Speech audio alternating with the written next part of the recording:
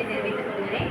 World trust Anbazhagan கிட்டத்தட்ட 20 வருஷமா world trust அப்படின்னாலே 20 வருஷமா அண்ணா அதில் நிறைய ப்ரோக்ராம் பண்ணிட்டு இருக்காங்க. சிறு தொழிலிருந்து இந்த மாதிரி கலை நிகழ்ச்சிகள், மாணவர்களுக்கு ஹாஸ்பிட்டல், அதுக்கப்புறம் அநேக என்ஜிஓஸில் சப்போர்ட்டு, நிறைய காரியங்கள் வேர்ல்டு ட்ரஸ்ட்டில் பண்ணிட்டு இருக்காங்க. அதனோட சேர்ந்து மக்கள் உரிமை சமூக அமைப்பு பாதுகாப்பு நிறுவன தலைவர் செல்வராஜ் சார் அவர்களோடு சேர்ந்து இந்த அருமையான இந்த நிகழ்ச்சிகளை ஏற்பாடு பண்ணியிருக்கிறாங்க. அவர்களுக்கு என்னோட வணக்கத்தை தெரிவித்துக் கொள்கிறேன். இன்றைய நாளில் கூட மண்ணும் மரமும் அருமையான சார் அவர்களை சந்திக்க இன்னைக்கு ஒரு சந்தர்ப்பம் கிடைச்சிது. அவர்களுக்கும் என்னோட வணக்கத்தை தெரிவித்துக் கொள்கிறேன். இது ரொம்ப முக்கியமானது நீங்கள் மட்டும்தான், மாணவர் செல்வர்களாகி நீங்கள் மட்டும்தான். அப்படித்தானே வருங்காலத்தில் எழும்பக்கூடிய வாலிப சந்ததி யாருன்னா நீங்கள் தான். டாக்டர் இருக்க வர முடியாது, பட் ஆனால் ஒரு வக்கீலோ அப்படி இல்லைன்னா ஒரு கலெக்டர் கூட இதில் வரலாம். அநேக டிபார்ட்மெண்ட் இருக்குது. இதில் யார் வருங்காலத்தில் வரப்போகுதுன்னா நீங்கள் தான்.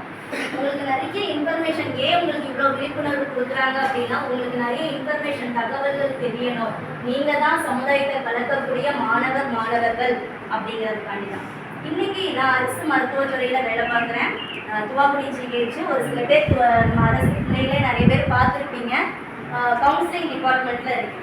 முக்கியமாக கவுன்சிலிங் டிபார்ட்மெண்ட்டில் என்னென்னா டிபி பற்றி சொல்வோம், கேன்சர் பற்றி சொல்வோம், வந்துட்டு இருக்க அந்த நோய்கள், டெங்கு காய்ச்சல்னாலும் சரி, மற்ற கோவிட், மற்ற காரியங்கள் எல்லாத்துக்குமே நம்ம ப்ரீ கவுன்சிலிங் பண்ணி ஏன் இந்த நோயை நம்ம முன்னாடியே பாதுகாத்துக்கலாம், முன்னாடியே நம்ம என்ன ப்ரிகாஷன் எடுத்துக்கலாம், அதுக்கப்புறம் இது நோய் வந்துச்சுன்னா அதுக்கப்புறம் போஸ்ட் கவுன்சிலிங், பேஷண்ட்டுக்கு நம்ம கிளைண்ட்டுக்கு நம்ம என்ன சொல்லணும், இதை பற்றியான ஒரு கவுன்சிலிங்.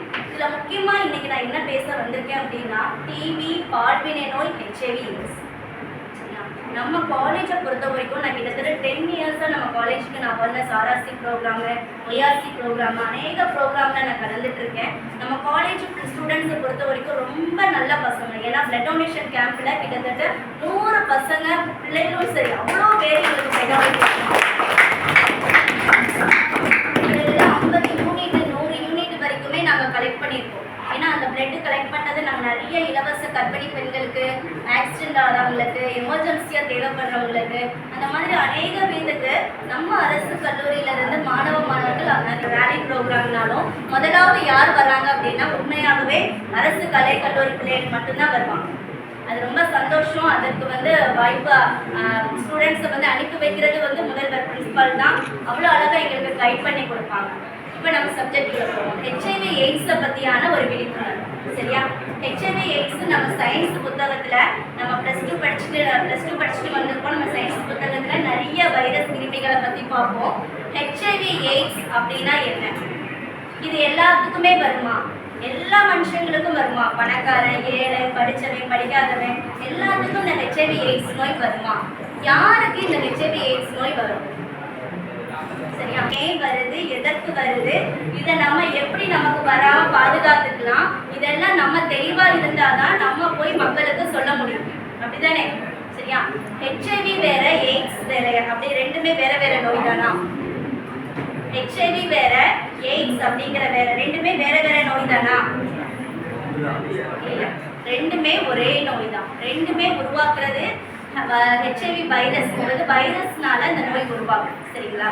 இந்த நோய் நமக்கு டைஃபாய்டு காய்ச்சல் வருது, மலேரியா வருதுன்னு நினச்சிக்கோங்களேன். நம்ம உடம்புல நம்ம சயின்ஸ்லலாம் படிச்சிருப்போம். இல்லை HIV வைரஸே நம்ம உடம்புல வருது அப்படின்னா இந்த வைரஸ் நம்ம உடம்புக்குள்ள ஃபார்ம் ஆகாத படிக்க நம்மளுக்கு வந்துச்சுன்னா நமக்குள்ள இருக்கிற வெள்ளை அணுக்கள் எதிர்த்து போராடும். ஆனால் இந்த HIV வைரஸ் மட்டும் நம்ம உடம்புல வந்துச்சு அப்படின்னா WBC அந்த வெள்ளை அணுக்களை எல்லாத்தையும் அழிச்சு அப்படி குறைச்சிட்டு வரும். சரியா? அதனால தான் AIDS பேஷண்ட்டு, HIV பேஷண்ட்டாக பார்க்கும்போது ரொம்ப லீனாக இருப்பாங்க, ரொம்ப முடியாமல் இருப்பாங்க. ஏன் அப்படின்னா அந்த HIV வைரஸ் உள்ள நுழைஞ்சிச்சுனாலே நம்மளுடைய வெள்ளை அணுக்கள் எல்லாமே அப்படியே அழிச்சிடும், வர ஆரம்பிக்கும். இதெல்லாம் சொல்றதுக்கு தான் இப்போ வந்திருக்கேன். சரியா? HIV நோயை நம்ம எப்படி டெஸ்ட் பண்ணுறது, எப்படி ஆளை பார்த்தா உருவத்தை பார்த்தா நம்ம HIV நோய் இருக்குன்னு சொல்லலாமா? சொல்லக்கூடாது. ஒருத்தவங்க ரொம்ப லீனாக இருக்காங்க, இவங்க HIV நோய் மாதிரி இருக்கிறாங்க அப்படின்னு சொல்லலாமா? சொல்லவே கூடாது. HIV பர்சனாக இருந்தாலும் அவங்கள நம்ம ஒதுக்கக்கூடாது, அவங்கள தள்ளி வைக்கக்கூடாது. அவங்களும் நம்மளை மாதிரி சக மனுஷர்கள் மாதிரி தான். சரியா? HIV